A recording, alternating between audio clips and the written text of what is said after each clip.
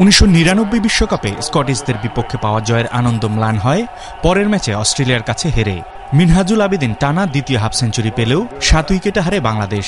গ্রুপের শেষ ম্যাচে টাইগারদের প্রতিপক্ষ পাকিস্তান। তখনও পর্যন্ত বিশ্বকাপে অপরাজিত দল তারা।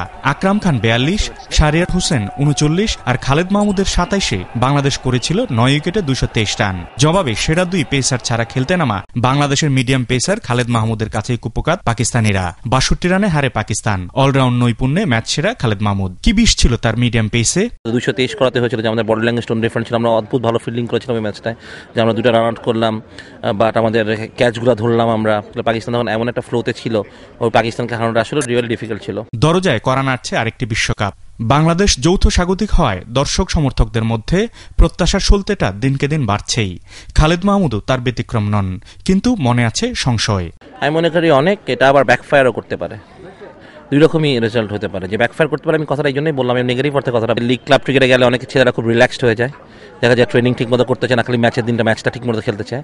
যদি এরকম করে তাহলে আমি মনে করি পিছিয়ে যাবো আমরা। তবে বিশ্বকাপের আগে আর কোনো আন্তর্জাতিক খেলা না থাকায় অনুশীলনের অভাব যেন খেলোয়াড়দের ধার কমাতে না পারে, সেদিকেই লক্ষ্য রাখার পরামর্শ সাবেক এই অধিনায়কের। পরাগ আরমান, ATN বাংলা, ঢাকা।